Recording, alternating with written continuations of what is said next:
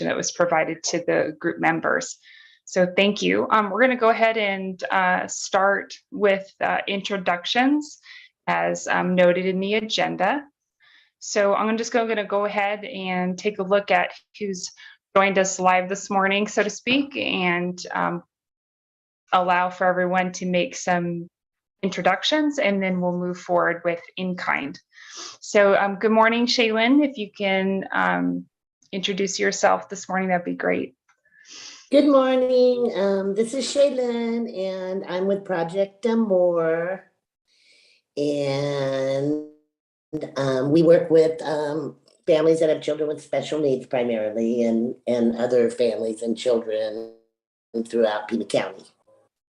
Great. Thank you so much. Renee Stevens, I see you're on the call this morning. Good morning. Good morning. I'm Renee Stevens. I'm with the Tucson Jewish Community Center. I'm the CFO. Great. Thank you so much. Michael Alexander, I see you're on the call this morning from town of Aurora Valley. I apologize for that. I was having troubles getting on. That's all right. Mike Alexander, transit crew leader, town of Aurora Valley, dial-a-ride. Thank you so much. I see Meg Knight. Good morning, Meg. Good morning. Hi, everyone. I'm Meg. I'm the grant writer with the Tucson Jewish Community Center. Great. Thank you so much. Jim Campbell, I see you're on the call this morning. Good morning, Jim. Hey, good morning. My name is Jim Campbell. I'm with Beacon Group, and we provide work opportunities for people with severe mental and physical disabilities.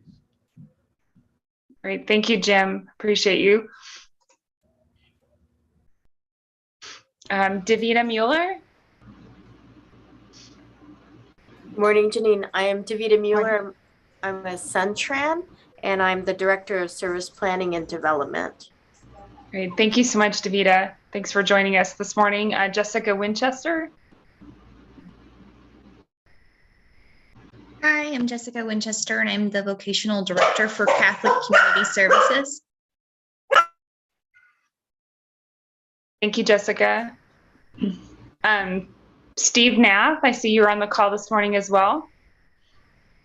Good morning. I'm Steve Nath. I'm the Operations Manager for Hope, Inc. We are a specialty provider, a peer-run specialty provider working with SMI and GMH, general mental health adults, as well as outreach and several opioid projects and reentry programs.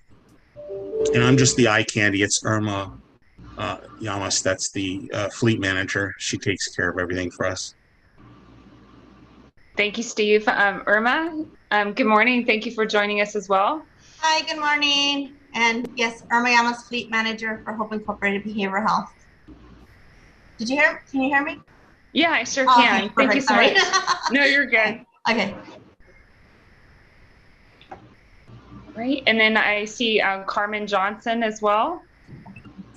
Hi, good morning. I'm Carmen Johnson from Catholic Community Services. I am the Director of the Community Living Program for adults with developmental disabilities. All right, thank you so much. Thanks for joining us this morning. I think I see Jeff Bridge on the call.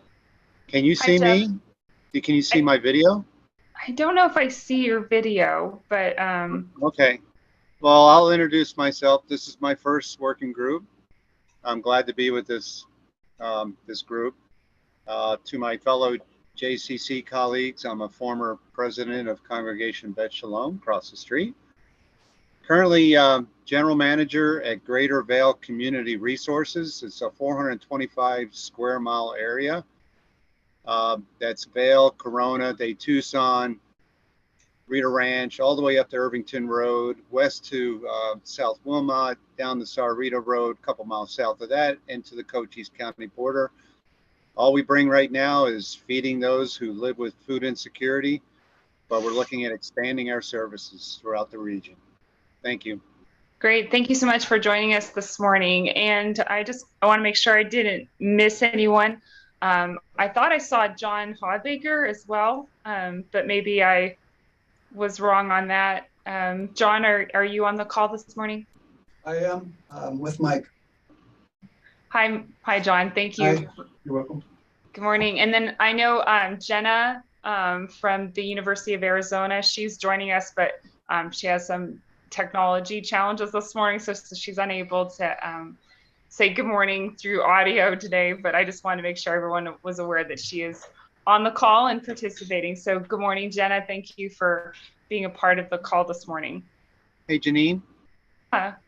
It says I'm sending video and receiving video, so if you can't see me, I don't know why. That's okay. All right. Well, thanks for letting me know. Yeah, I only see your name listed. Okay. I don't know if others are able to see. Maybe it's just on my end, but from what I could see, all I could see is your name prompted. I don't see a video. I may also Jeff, join us. Yeah, go ahead. This is Crystal. So you're still listed as an attendee. I'm going to send you you should get a pop-up that will allow you to be converted over to a panelist. Did you just see that? And Crystal, if you could send that also to Jenna Aldalami as well from the University of Arizona, I think that might help her as well. Okay. Thank you so much. There you go, Jeff. So you should be able to share your video now. Thank you. You're welcome.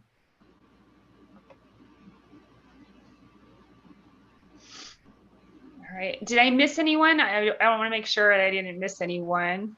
Yeah, Mandy Hendricks with Easter Seals Blake Foundation.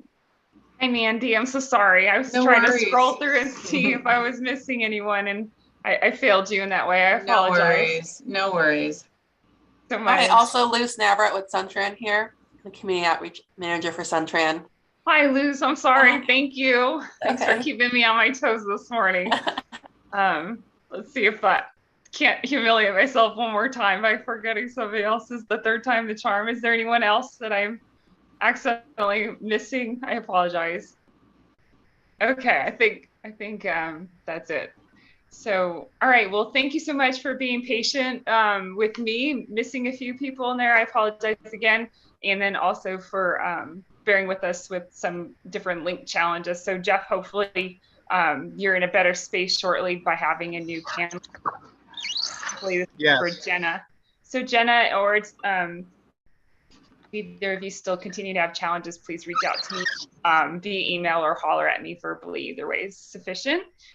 So we're going to go ahead and move on to the next item of the agenda, which is in-kind reporting.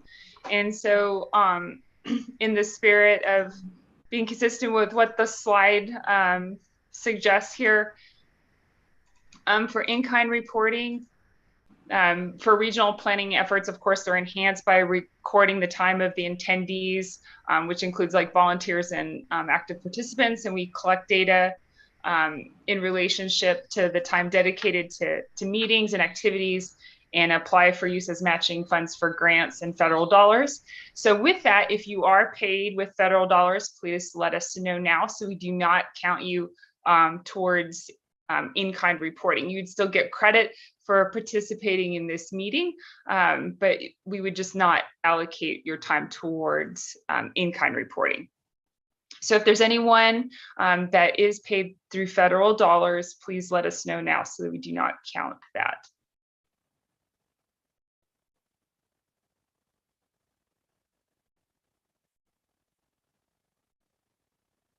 Okay, I'm going to go ahead and move on to the third item on the agenda, which is overview of fleet management responsibilities. And so for those of you that have seen a flurry of emails in your inbox over the last month or two, you're probably not surprised that that item is on the agenda, right? So with that as a tie back to our previous discussions, we know that the grant cycle is going to come upon quick, and some of the pieces that are in that rubric are pertinent to what we're talking about today. So you probably saw the link to the Coordinated Mobility Guidebook that's put out by ADOT, the current guidebook. If you did not get that link, please let me know. I can send it to you. I did encourage people to kind of take a refresher look at that guidebook, because the elements obviously are part of your responsibility within that guidebook, but they are also pertinent to what we're talking about today on this particular call. So one of the things that we've been trying to champion is just really working with admin ADOT to ensure that your fleet inventory is accurate in their system, and in the same breath that if you have vehicles in your fleet that are in alignment with ADOT's inventory, that you're receiving the appropriate vehicle inspection notices in a timely fashion, right? We want to get those well in advance. In the same breath, making sure that you're not getting notifications for any vehicles that are no longer in your fleet. And so we're just trying to make sure that we're dotting all our I's and crossing all our T's when it comes to being in compliance with what the ADOT guidebook asks of us and requires of us, but also making sure that we're helping ADOT in terms of making their job easier, right? Not having to send out requests for inspections on vehicles that are no longer in your fleet. So with that being said, we're going to kind of take a quick look at the guidebook. So if you do have it accessible to you and can pull it up, that would be fantastic. If not, I'll just ask for some grace as I perhaps read a little bit to you, because I do have the guidebook up for reference for myself, and also so I can make sure that I don't forget a turn on anything. So with that, for vehicle maintenance, it is very important that we keep assets in a state of good repair. And so the FTA, of course, has put a greater emphasis on that for grant recipients, meaning that we're asked to keep vehicles or their fleets and facilities and any related transit equipment in a state of good repair. So a state of good repair is the ability to maintain assets in a well-performed condition. So vehicles that are in a state of good repair follow their agency's maintenance plan scheduled as required. And as you know, you are required to have a maintenance plan, so you should be following it. So that can include having regular oil changes and any needed repairs are being made as appropriate. So with that, ADOT is required to implement an asset management system, which ties back to our EQS and of course the associated policies and procedures. So I want to make sure that when we're in the habit of maintaining these vehicles in a state of good repair, part of that is with regard to making sure you're following your maintenance plan and doing vehicle maintenance. And in doing so, you'll have a good sense of what it costs you to maintain those vehicles. So when it comes time to apply for funding, you have a good sense of what you might want to apply for and the associated amounts, but of course can obviously justify those amounts accordingly. With that, vehicle inspections are part of making sure that your vehicles are in a state of good repair. So when we look at those vehicle inspections, I think there might be some past knowledge that people are kind of holding tight to. There was a day that perhaps the guidebook said that if your vehicle was off lean, you no longer had to do vehicle inspections. If that's true, I don't know for certain that that's true. It's well before my time.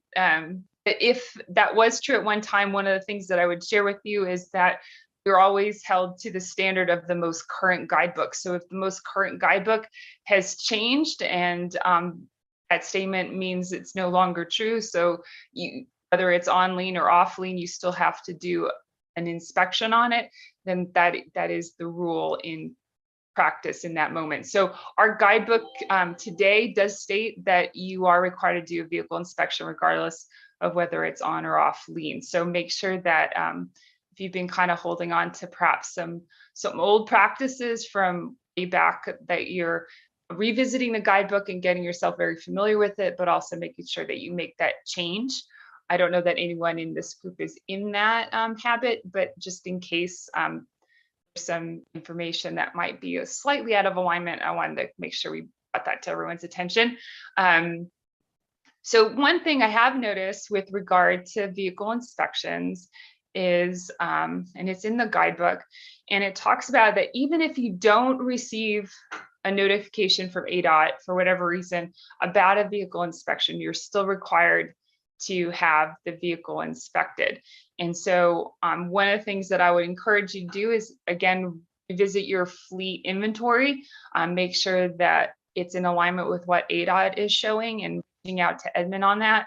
But then the other spirit is take a look and see if you're getting vehicle inspection notifications for all of your vehicles. And if you're not, that's something that we can fine tune with ADOT to make sure that you are getting those, but also make a note to self, so to speak, that says, I still need to make sure that I get these vehicles inspected. I'm not receiving that notification for whatever reason from ADOT. So just some quick housekeeping on that. When you do get your vehicles inspected, if you take it to an ADOT EQS facility, typically the report, if you will, from that inspection will get automatically transmitted to ADOT so that you don't really have to kind of manage that piece.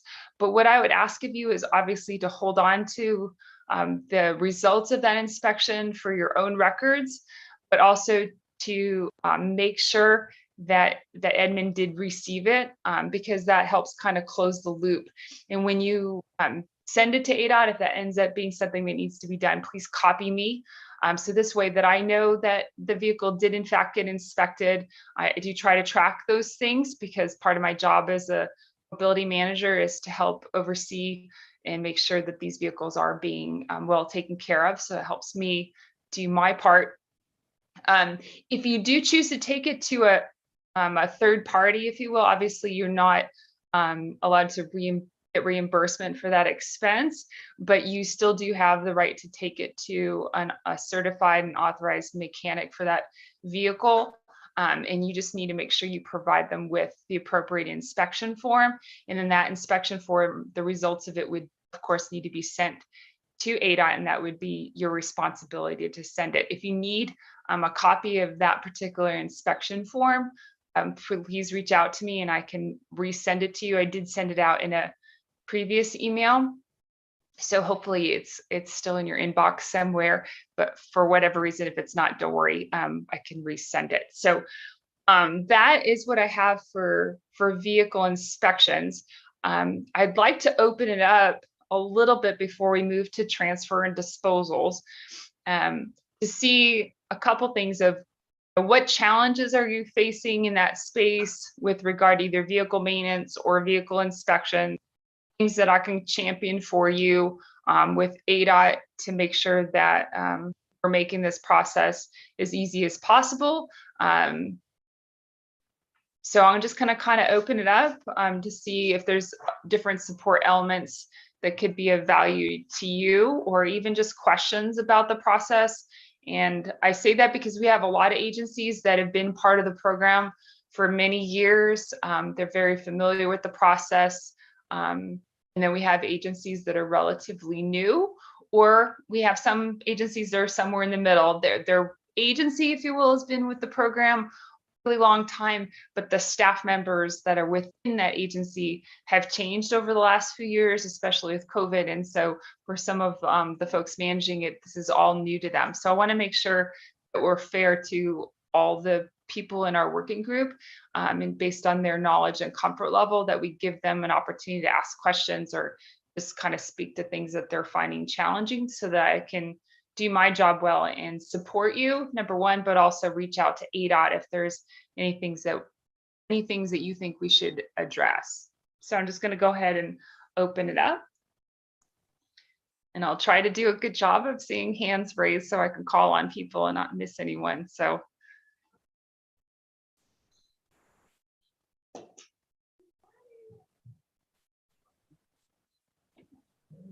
any thoughts on vehicle inspections or questions, or vehicle maintenance, anything in those two categories that anyone needs some support around or clarification around? Janine, this is Mike with Oro Valley. Hi, Mike. Hi.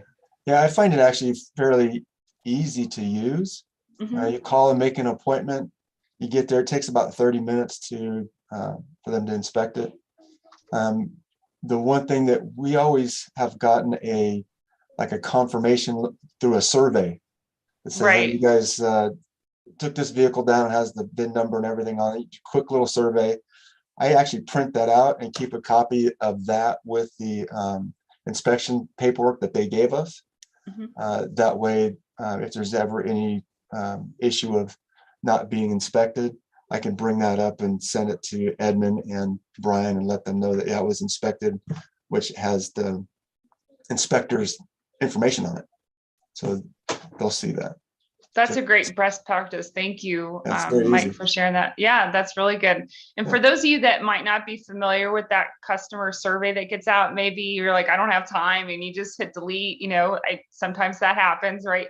Much like Mike said, it does have the inspector's name on it, and those surveys only get prompted after you actually take your vehicle in for inspection. So to Mike's point, it helps kind of validate and give you an opportunity to print out something that's great for your records in case anyone were to ask if that vehicle actually was inspected for whatever reason. So it's a great habit, a great practice to start. And it's only 5 questions, so it's very easy. Yeah, right. It's very, very easy. So here's what I will say, that one of the things that I'm trying to work on with Edmund, and Edmund is amazing. If you haven't had a chance to talk to Edmund at ADOT, you don't know what you're missing. He is fantastic. He's incredibly helpful. And if you need something questioned, clarified, whatever, he is on it. So don't be afraid to reach out to Edmund. He's just wonderful. I can't praise him enough. So is one of the things I'm working on with Edmund is I know sometimes it can get really busy at the EQS stations. And so sometimes we're trying to book inspections several weeks out, and depending on your own business model, if you will, and cycle and flow to things, sometimes you need as much lead time as you can to get things scheduled, because some of you are further out than others in relationship to an ADOT EQS station, and some of you have to schedule it with a third party or are choosing to schedule with a third party. So with that, sometimes for some agencies, the notifications that come from ADOT don't always come at the best time. They wish they could get a notification a little bit earlier. So one of the things that I would encourage you is to take a look and see when your vehicles are due for inspection on your own accord, and kind of create your own little tickler file that says, okay, in 60 days or 90 days, whatever you find to be of value, and this vehicle is going to come due for inspection. So you can go ahead and be proactive in scheduling it for inspection. So this way you don't actually get a notification from ADOT saying that it's past due. One of the goals that I like to have personally is for our region to not have any more of those notifications where we're past due, even if it's just for a day, right? Just not have any. That would be pretty awesome. So and just for your own organization to not have any past due would be fantastic, right? So if you can kind of create that for yourself, I think that is a good practice to get into. But I've been working with Edmund to kind of create my own tickler file, if you will, so that I can be helpful to you in that way, because I know everyone's managing a lot of different pieces. And so if I can send a reminder to different agencies saying, hey, these 3 vehicles are going to be coming up for inspection in the next 30 to 60 days. Let me know what support you need on getting those inspected. Perhaps that would be helpful to you. I see we have 2 hands raised. So I'm going to reach out to Shaylin, and then I'll follow up by reaching out to Jeff. So Shaylin, good morning. Go ahead. Hi.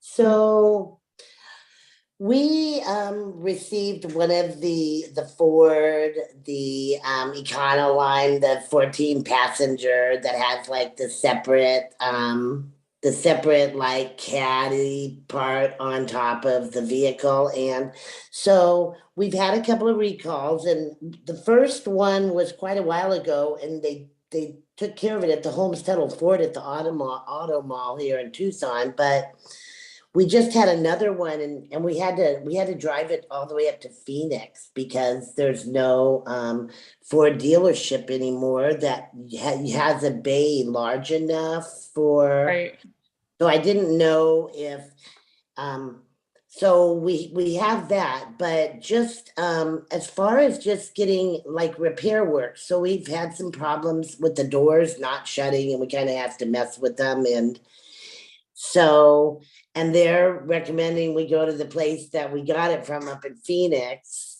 And so I didn't know if anybody knew of like some repair places that actually, you know, did repairs on larger vehicles and on that separate passenger piece that's separate from the vehicle.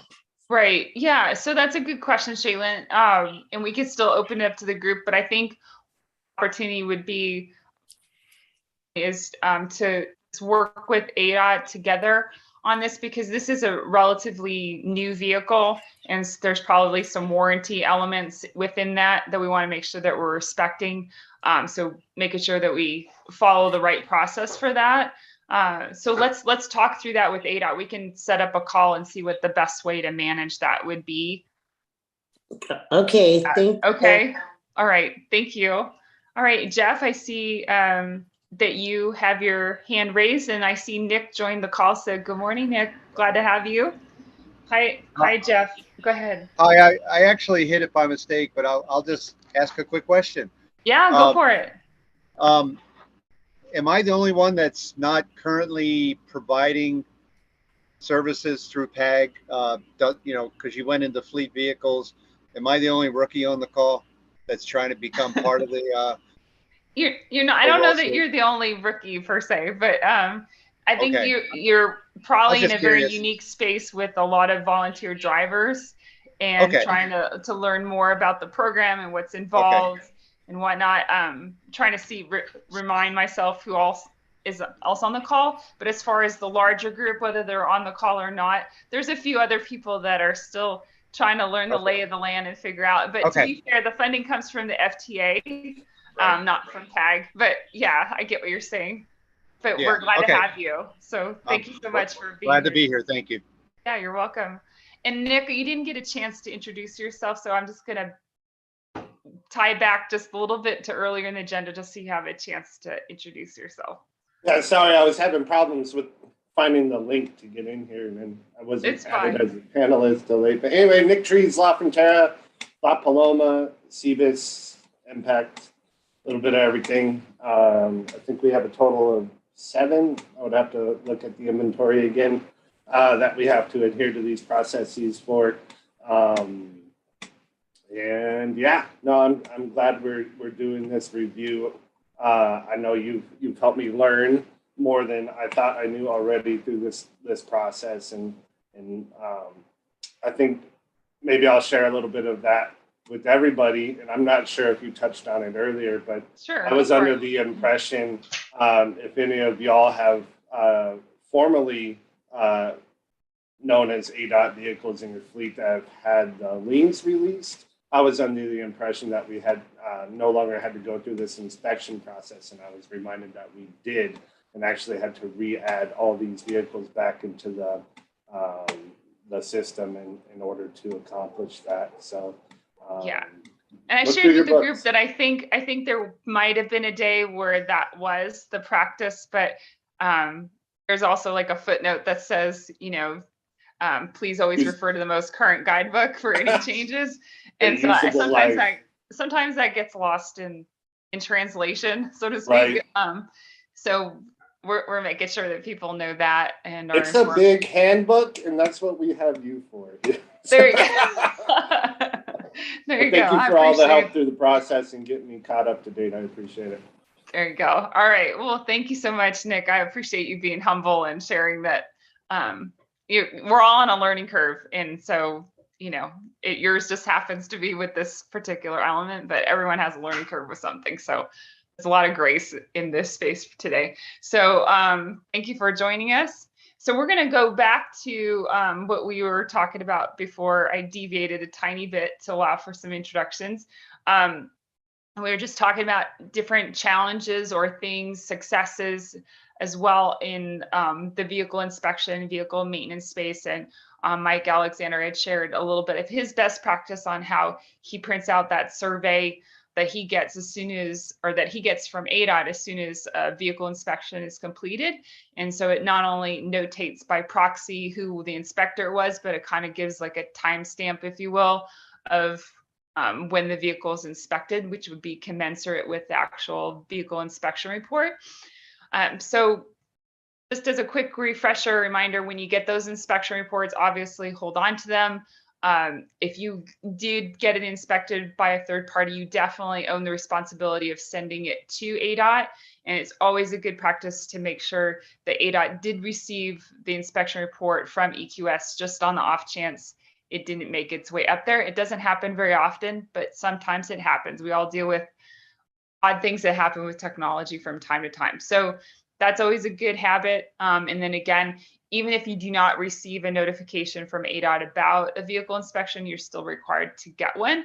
And then with that, just making sure that we're doing our housekeeping on updating our fleet inventories, not only for our own personal records, so to speak, organizationally, but also making sure they match what ADOT has. And that's been what we've been kind of championing over the last couple months, is making sure that EQS is reflecting what you know to be true in your fleet, and vice versa, right? That you're making sure that your records are up to date, because we are a partnership, if you will, right? We work well with ADOT, and we want to find that nice balance of honoring each other in that way. So, all right, so we are going to go ahead and move on to the next topic or subtopic, if you will, which is transfer and disposal requests.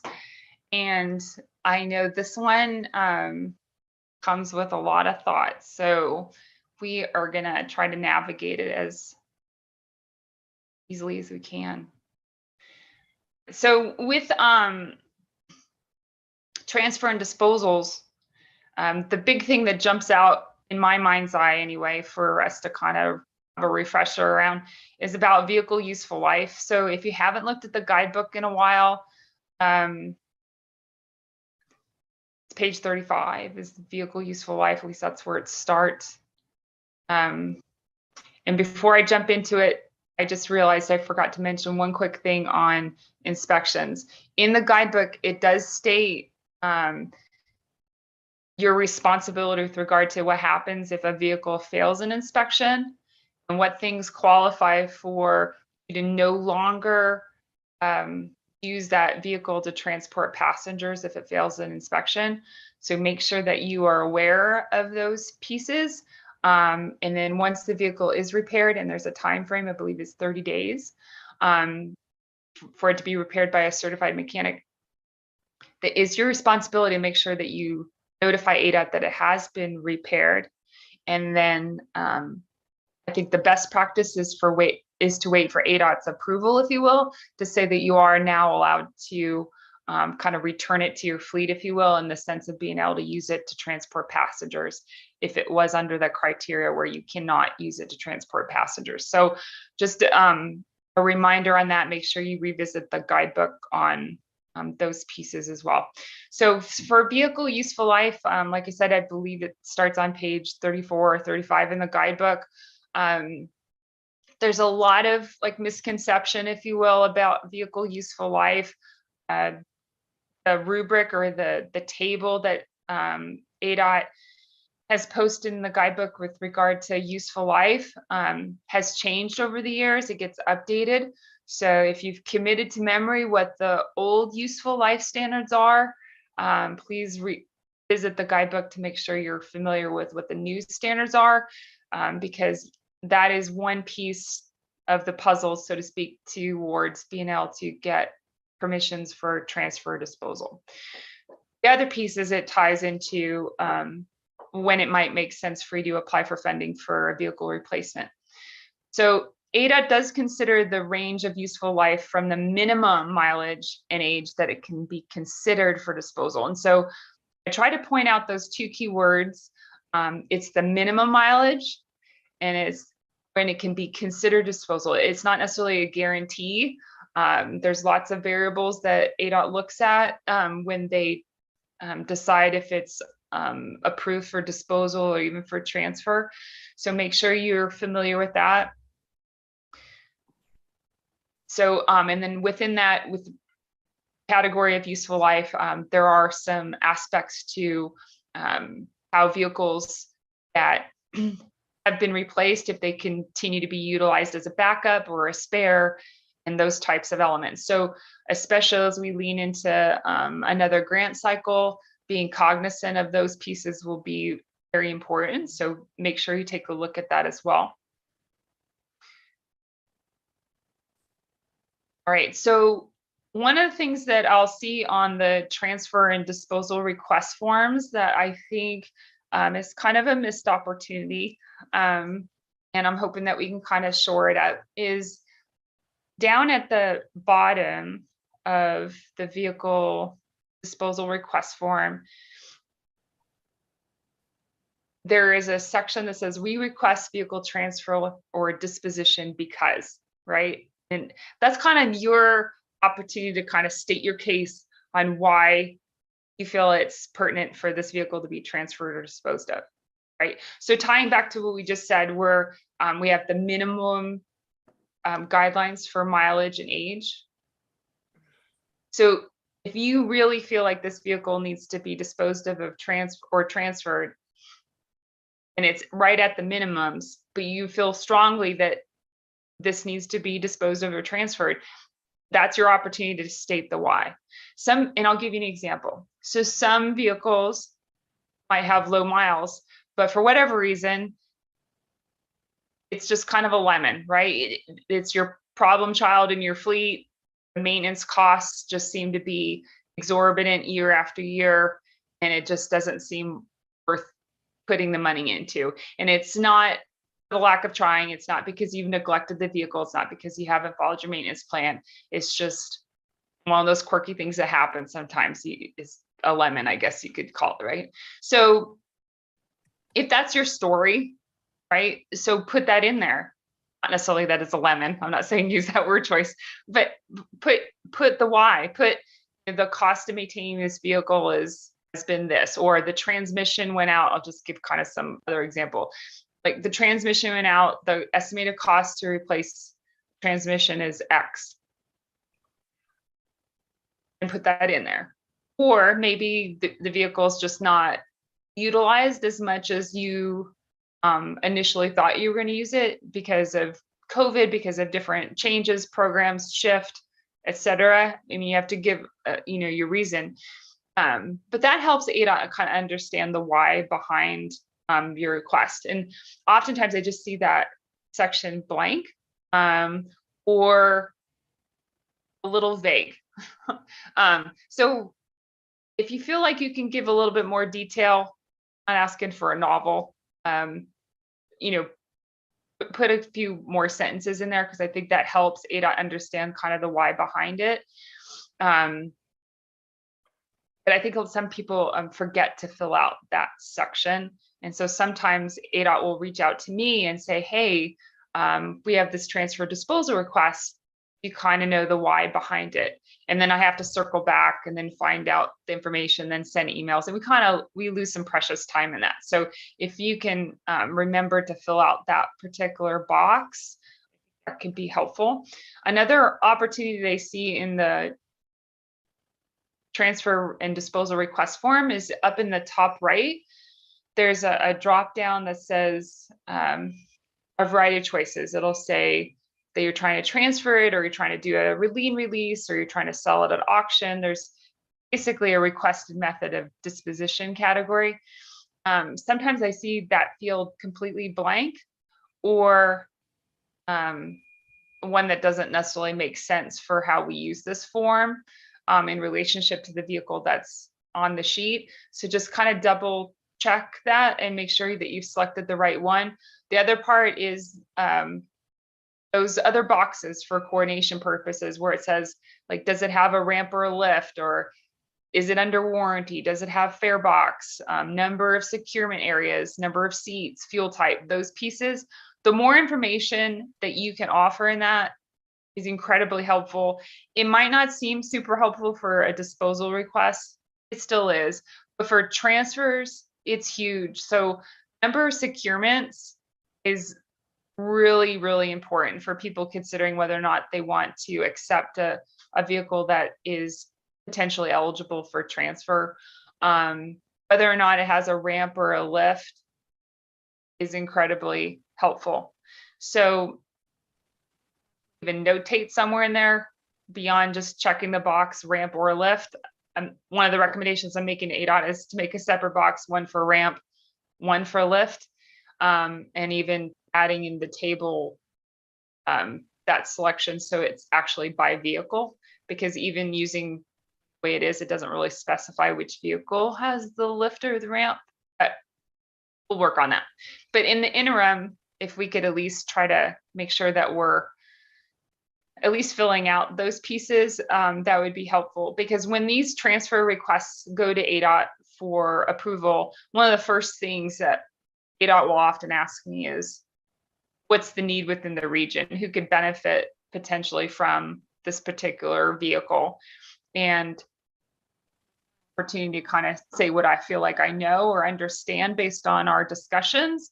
But then it's also my opportunity to reach out to different agencies and see who might be interested in this particular vehicle. And to be fair to those agencies, it's important for me to be able to speak with some confidence saying, I know it has a ramp, or I know it has a lift, or I know it has this many securement areas. So if we can be mindful of that, I think that will help us do our part well in the transfer and disposal request process. And then we're better able to kind of work with ADOT on their side for their process. And they got a lot of work to do to make this happen. And sometimes it takes longer than we would like, but it's just, they got a lot of vehicles to manage and they got a lot on their plate. So we're just patient with the process, but if we could do our part well, it helps them out a lot. So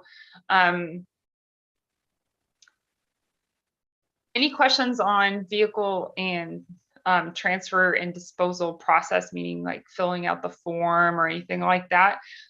If you have questions about the actual process, meaning, okay, I submitted my form in a week, what should I expect? Or I got approved for disposal, what's the next step? Like, what should I be getting ready for ADOT? Or when do you think the next step would happen? If you have those types of questions whenever you're in to this process, reach out to me, because one of the things that I've done over the last few months is I actually came up with a transfer and disposal checklist that actually maps out every step of the process, both on our side, agency side, and ADOT side. And I submitted to ADOT. We're just waiting for approval, and it has to go through a process, you know, to get approved. But if it gets approved, then I'll be able to send it out. But in the interim, I can at least give you some general guidance. I can't declare it as being official, like this is definitely how it will flow out, or this is definitely the time frame, but at least give you kind of an idea of what to expect. So if you have questions about that, feel free to reach out to me. I see 2 hands raised, so I'm not sure who raised their hand first, so forgive me if I'm calling on the wrong person. So I'm going to go alphabetically. So I'm going to call on Jim first and then Mike Alexander second. So go ahead, Jim. Yeah, Janine, in regards to the filling out the form, and that when you have a vehicle that has a transmission issue and the value of replacing the transmission is more than the value of the car, but you still need to go and get 3 quotes to sell the vehicle. Are you asking that as a question, or are you saying that's what you understand? Yeah, that's what we were requested to do. And it doesn't kind of make all that much, unless I'm just going to go to scrap yards and get quotes to sell it. Yeah. So, okay, so let me make sure, and we might just talk about this on offline, but just for clarity for the question for the group as it's been asked. So are you saying that in your proposal you had referenced like the example that I gave, the transmission and the cost to repair it versus the value, and then once you submitted that in the form, ADOT still asked of you to submit the 3 quotes? Is that right? Correct. Okay. Correct. All right. So let me ask ADOT that. Maybe that is part of the process, or maybe, sometimes we overlook things and we go, oops, we didn't have to ask for that. So let me get that clarification. And if it is part of the process, at least get the why behind it so that you understand the why behind it. Because I think knowing that piece is always helpful, Okay, so let me tackle that for you specifically, because you did ask the question, but whatever that answer is, I'll share it with the group so everyone's aware of what the larger answer is, I guess. Mike, Alexander, did you still have a question? There we go. I was trying to unmute myself. That's all right. I had actually a couple questions. Sure. One of them on the transfer paperwork. Yeah. We tried to transfer, 3 of our minivans for a possible cutaway. And the one thing that we had to make sure of was how many seats inside folded to get out of the way. The cutaways come in with a 2-passenger wheelchair position, but in our situation, those 2 passengers that use a wheelchair would have to get on and off the bus at the same time. So that's the reason why we get 4 wheelchair position buses. Right. So if that was noted in there, that would be great as well. Okay. We had a great vehicle we could have gotten, but it only had 1 seat that folded, which means it was 2-passenger wheelchair passenger, which doesn't work for us. So let me make sure I'm understanding your feedback correctly. Are you saying what would be helpful on the form is to know beyond the number of seats, but how many actually fold up to allow for wheelchair? Okay. Yeah, the interior configuration, basically. How many wheelchair positions are there? Or just wheelchair positions. Because that would automatically make the seats full. Okay.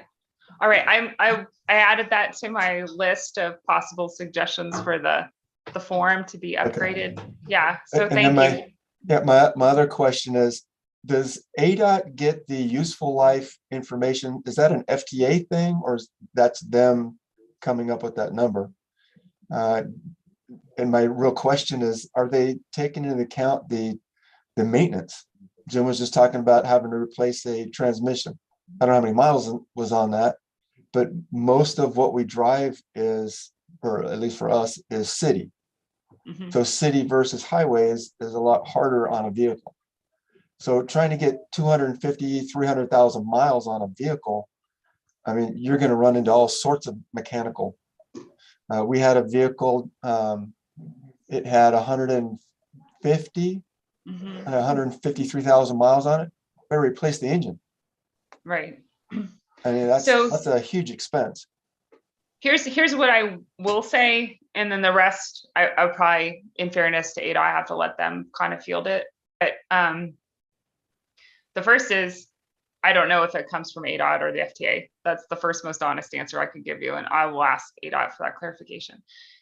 The second thing that I believe I do know is that the reason why in the guidebook, useful guidelines say the minimum, and then there's kind of like plus other variables, is because they have tried really hard to acknowledge that there are some nuances that are in, and I say nuance not to minimize anything, but in lack of a better word, there's some differences, if you will, in terms of what happens long-term to a vehicle when you drive it in very rural areas, right, with dirt roads and potholes is probably not the best descriptor when roads get kind of washed away and there's just big ruts in the road, and they're going great distances in those rural areas. And then there's also a very different story, but arguably equally taxing on vehicles that are used in a more urban setting, if you will, where they might not be going long distances, but the frequency of the trips, if you will, is significant, right? And everyone, for the most part, understands the impact on a vehicle in city traffic versus like highway miles and stuff like that. So I think to be fair, ADOT has tried really hard to take a look and say, like, how do we examine this? Because, you know, we do have very rural agencies operating these vehicles, and then we also have agencies operating in a very urban setting. However, I've not necessarily heard to what extent the maintenance part gets factored into all that. I don't know the answer to that. So I think it's a good question. So I will ask of it to ADOT and let them kind of share what they know to be true, or what plans are in place for the future or anything like that. So I wrote that down. So that's a good question. Thank you. I see, Mike, your hand is still up. So does that mean you have another question? No, I lower it. I'm sorry. Oh, okay. All right. I didn't want to cut you off, but I wouldn't want to do that to you. And then Steve, I see your hands is up. I don't have a question, but I did have a suggestion. Sure. So one of the things that we do is we look at our overall fleet, and we're in rural, small urban, and urban. And when I'm asking for preventive maintenance funds and for operating funds, which you can use for large repairs, I factor in, I look at the mileage of all our vehicles, and I try to factor in one catastrophic repair for each region into the ask for money, so that we do have those funds available because you're going to, we've got a vehicle down in Nogales that it's a lift bus, and the rear end went out on it. And right. That's a multi-grand repair. If you don't use it, the worst that ADOT will say is, we're not going to give you that much money next time. But if you've got Steve, it helps. Yeah. So I'm hearing you really well on this in terms of making sure that you're very cognizant of what repairs cost, especially when you have vehicles that are operating in different spaces and what it takes to maintain them well in a state of good repair, and kind of your own methodology of planning for future grant cycles. So the only reason why I'm interjecting right here is because following open meeting types of rules and guidelines, I have to make sure that the scope of the agenda sticks really tightly to what's on the agenda. So as soon as we start to talk too much potentially in the grant cycle application process, or what agencies do to prepare for that, I have to make sure we kind of go back and stick to just, comments related to like vehicle maintenance and inspections and transfer and disposal. So if you have a question about those pieces, or a comment about those pieces, I can definitely talk about those right now. But if there's anything that's more on the grant application side, I have to walk a very fine line, because I have to stick with things that are on the agenda. And I'm not saying it's not important. I'm not saying it's not of value. It's just I have to make sure I stick with what's on the agenda. Does that make sense? Yeah, gotcha. Yeah. Okay. Thank you. I know it's all, combined, like, it all comes full circle. Everything's intertwined, and it's a hard dance. And so I'm trying to be respectful, because I know you have some really good feedback, and everyone has really good questions, but I'm just being honest that I have to walk a really careful line that we don't, stray too far. So I don't mean to clip you, even though I did, but it was with the right heart. So oh, shut. Okay. All right. So thank you for sharing that, but I'll let you continue. I just want to make sure that we stay within the scope. Well, I was just going to say with maintenance, because you're right, you described the rural setting perfectly. There's just so many different repairs that come up, and maintenance is so important. But crystal balling it is basically what I was saying. It's just knowing that we're going to have those happen and preparing in advance for them. Right. No, I think that makes sense. So in future meetings, especially as we do get closer to that time, one of the things I'll probably have on the agenda is some best practices, that's likely to be on the agenda. I probably should say it like that. So I think at that point, we could probably dive a little bit closer into some of those other pieces that you were sharing. So thank you for that. I think someone's mic might be still live a little bit. I'm hearing a little bit of feedback. So if anyone accidentally has their mic unmuted, if they could just mute it real quick, that'd be helpful. Thank you. All right. Any other hands raised that I might not be seeing? Thank you so much, Steve. I appreciate you. We're going to move, especially with the interest of time, we're going to move to number 4, which is discussion about fleet management. And so, and I'm probably going to touch on these a little bit lighter than I had initially planned, because I'm not really sure how much time we can go past our 11 o'clock marker. But the first thing was about sharing and mentoring fleet management and cost containment type best practices, and of course, sharing or leasing vehicles with our other agencies. And so the purpose of those two is, one, it's in alignment with our coordinated plan. Secondly, this has kind of been a unique time with supply chain shortages, things of that nature. And for some vehicles, they're taking a little bit longer to come in for various reasons. So from how do we work well together and be good stewards of resources, potentially share resources so that we can still serve those that we serve, but even serve more people, because the need is great, and the need is likely to increase, in different spaces as people age, and just needs change over time, right? So I want us to really take a look and see what the opportunities are for us to help each other, right, with those best practices to try to keep costs down, so that we are good stewards of resources and we can do more of what we have.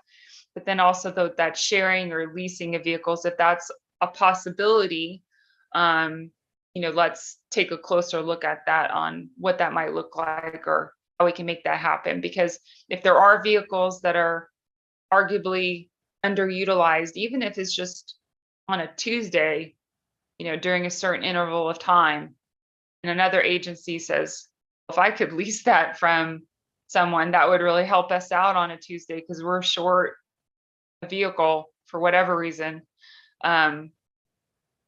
assuming it's a good fit, right? The vehicle and everything else comes into alignment. That's something that we can have a bigger discussion around and get the right people at the table, so to speak, to kind of talk through what that would look like, and ADOT involved to see, how do we happen. So I think it's worth taking a look at.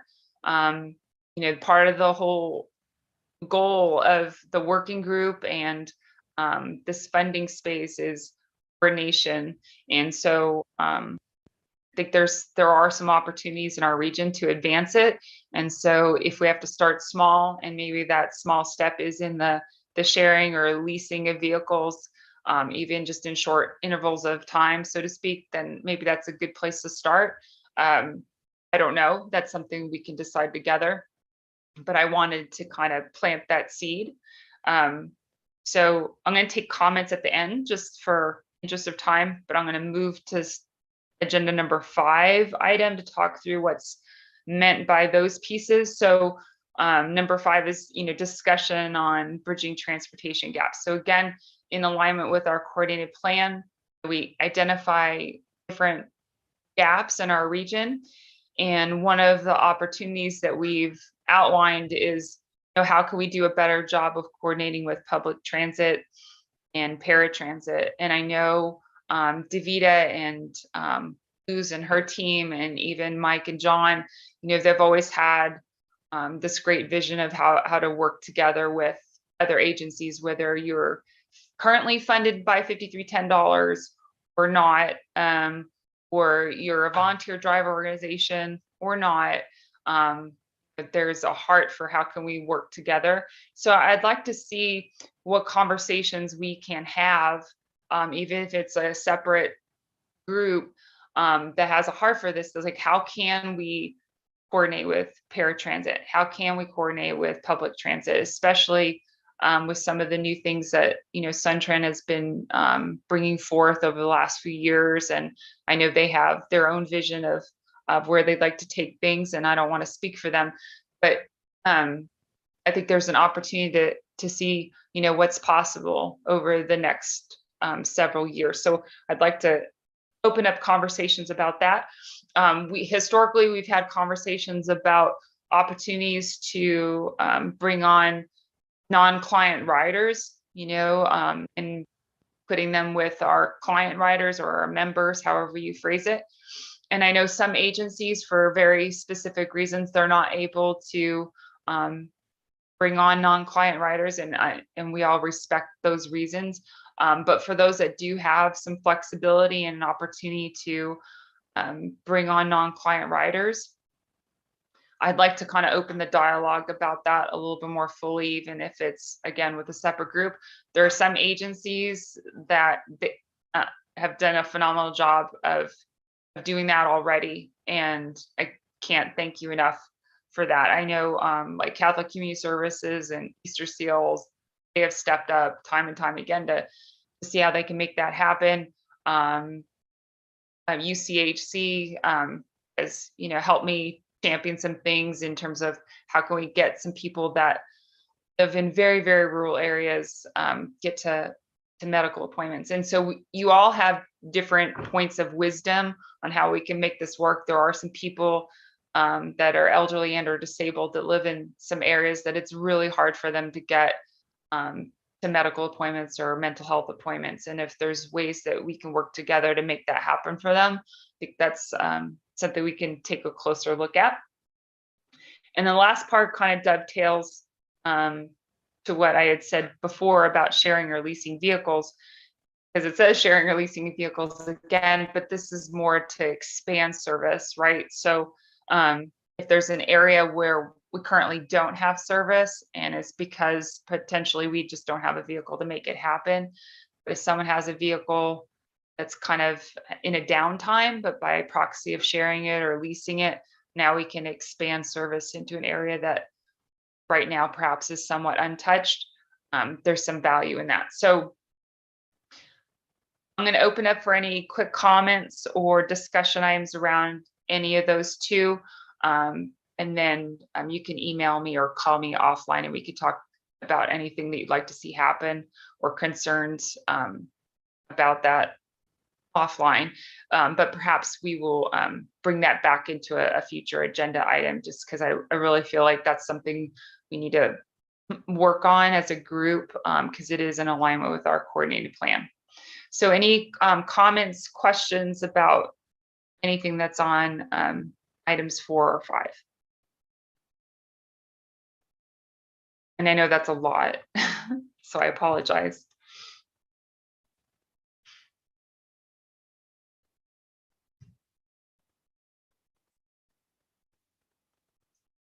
I'm looking to see if there's any hands up. All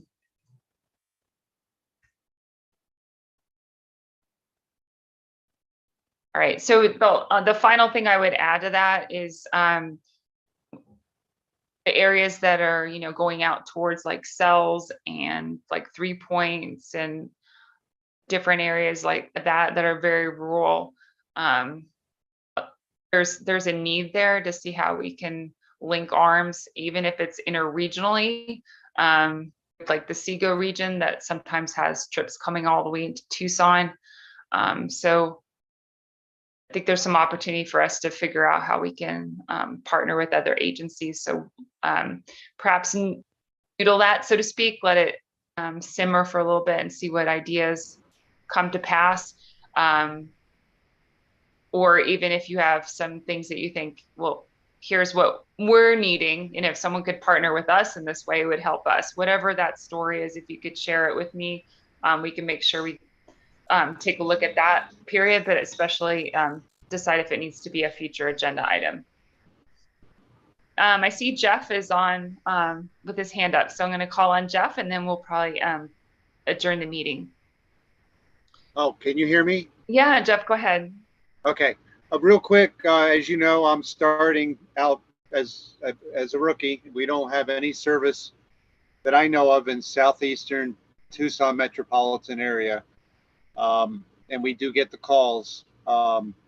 So, you know, if partnering is the best way to get started before we apply for the grant next year. And Jeff, I think you cut out for a little bit. I'm certainly interested in that.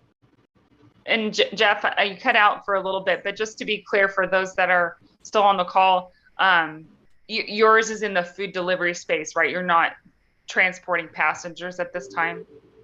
No, but that is part of our mission, that we are not providing service. Okay. All right, thank you. You and I can talk offline. All right, that sounds good, Jeff. I appreciate it. Hopefully everybody heard that. And then we can see what makes sense to add as a subtopic for the next agenda. But I'm going to go ahead and conclude today's meeting. I apologize if we ran just a few minutes over. Thank you so much for participating today. And we will see you at the next meeting.